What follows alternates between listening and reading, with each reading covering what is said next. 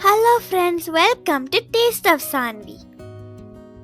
இன்னைக்கு நம்ம சேனல்ல சுவையான எளிதான வாழைப்பழ அல்வா எப்படி செய்யறதுன்னு பார்க்கலாம். நாட்டு சர்க்கரை யூஸ் பண்ணி நான் இந்த அல்வாவை செய்திருக்கிறேன். சீனி எதுவும் சேர்க்கல. இந்த அல்வா செய்யறது ரொம்ப சிம்பிள். இதை எப்படி செய்யறதுன்னு பார்க்கலாம். இந்த அல்வாக்காக நான் இன்னைக்கு 3 நல்ல பழுத்த வாழைப்பழம் எடுத்திருக்கிறேன். நேந்திரம் பழம் தான் எடுத்திருக்கிறேன். அப்புறமா 1 கப்பு நாட்டு சர்க்கரை எடுத்திருக்கிறேன்.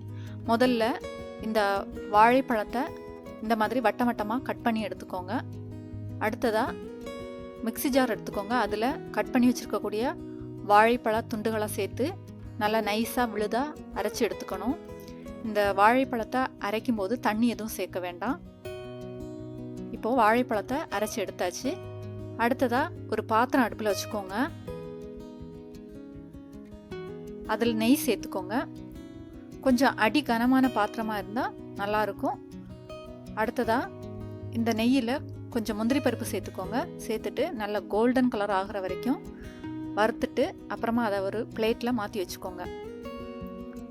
மிச்சம் இருக்கக்கூடிய அந்த நெய்யிலேயே நம்ம அரைச்சி வச்சுருக்கக்கூடிய இந்த வாழைப்பழத்தை சேர்த்துக்கலாம். அந்த வாழைப்பழம் விழுத சேர்த்துக்கோங்க.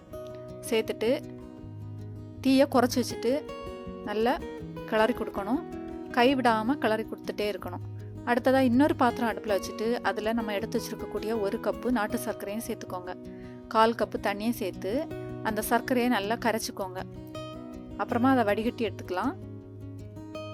இந்த வாழைப்பழம் விழுது பாத்திரத்தில் ஒட்டாமல் வர வரைக்கும் நம்ம வதக்கிட்டே இருக்கணும். கொஞ்சம் கூட நெய் சேர்த்துக்கலாம். சேர்த்துட்டு வதக்கிட்டே இருங்க. வாழைப்பழம் நல்லா வேகணும்.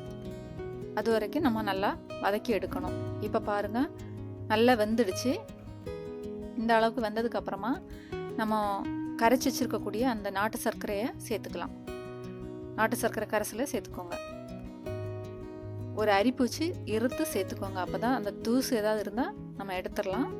இப்போ இந்த சர்க்கரை கரைசலை சேர்த்துட்டு வாழைப்பழத்து கூட மிக்ஸ் பண்ணி நல்லா கிளறி கொடுத்துட்டே இருக்கணும். இந்த ஸ்டேஜில் கொஞ்சம் கூட நம்ம நெய் சேர்த்து கொடுக்கலாம். நல்லா வெந்து அந்த நெய் பிரிஞ்சு வரும். நான் இன்னைக்கு நேந்திரம் பழத்தில் இந்த அல்வா செய்திருக்கிறேன். உங்ககிட்ட நேந்திரம் பழம் இல்லாட்டி மற்ற வாழைப்பழங்கள்லேயும் இந்த அல்வா செய்யலாம். வாழைப்பழத்தை அரைக்கும் போது ரொம்ப தண்ணி மாதிரி இருந்ததுன்னா கொஞ்சம் சோள மாவு சேர்த்து அரைச்சிக்கலாம். அப்போ அந்த வாழைப்பழ கலவை கொஞ்சம் கெட்டியாக இருக்கும். அடுத்ததாக இப்போது வறுத்து வச்சுருக்கக்கூடிய முந்திரி பருப்பை சேர்த்து நல்லா கிளறிக்கலாம். கொஞ்சம் ஏலக்காவை நல்லா பொடிச்சு வச்சுக்கோங்க. அந்த ஏலக்காய் தூளையும் இப்போ நம்ம சேர்த்துக்கலாம். ஏலக்காய் தூள் சேர்க்கும்போது அல்வா நல்ல வாசனையாக இருக்கும். ஏலக்காய் தூளை சேர்த்துட்டு நல்லா மிக்ஸ் பண்ணிக்கோங்க. இப்போ அல்வா தயாராகிடுச்சு. நல்ல ஷைனிங்காக பார்க்கவே நல்ல எம்மியாக இருக்குது. இந்த அல்வா செய்கிறது ரொம்ப ஈஸி தான். இதுக்கு நிறைய பொருட்கள் எல்லாம் தேவையில்லை. நீங்களும் இந்த மாதிரி ட்ரை பண்ணி பாருங்கள். அடுத்ததாக ஒரு பேன் எடுத்து அதில் பட்டர் பேப்பர் வச்சுக்கோங்க. உங்கள்கிட்ட பேன் இல்லாட்டி ஒரு ஸ்கொயர் ஷேப்பில் உள்ள ஒரு பாத்திரம் இருந்தாலும் போதும். அதில் பட்டர் பேப்பர் வச்சுட்டு இந்த அல்வாவை சேர்த்துக்கலாம். சேர்த்துட்டு அப்படியே ஒரு ஷேப் ஆக்கி விடுங்க. அப்போ தான் நம்ம கட் பண்ணி எடுக்கும்போது பார்க்குறதுக்கு அழகாக இருக்கும். இதை அப்படியே 1 மணி நேரம் செட் ஆகிறதுக்காக விட்டுருங்க. 1 மணி நேரம் கழித்து நம்ம பார்க்கலாம். இதுக்கு மேலே கொஞ்சம் முந்திரி பருப்பு வச்சு நம்ம டெக்கரேட் பண்ணலாம். இப்போ பாருங்கள், 1 மணிக்கூர் ஆயிடுச்சு. அழகாக கெட்டியாக செட் ஆயிடுச்சு. பார்க்கவே ரொம்ப அருமையாக இருக்குது.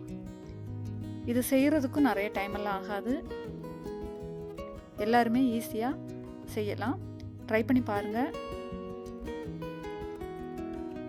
அல்வாவை இப்போ நம்ம கட் பண்ணி பார்க்கலாம். எந்த அளவுக்கு கெட்டியாகவும் சாஃப்டாகவும் இருக்குன்னு பார்க்கலாம்.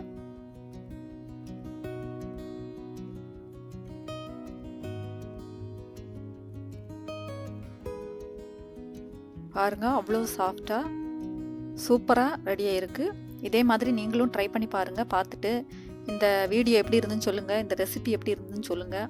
பிடிச்சிருந்தா லைக் பண்ணி கமெண்ட் பண்ணுங்கள். சேனலுக்கு சப்ஸ்கிரைப் பண்ணி சப்போர்ட் பண்ணுங்கள். நன்றி. வாழ்க வளத்துடன்.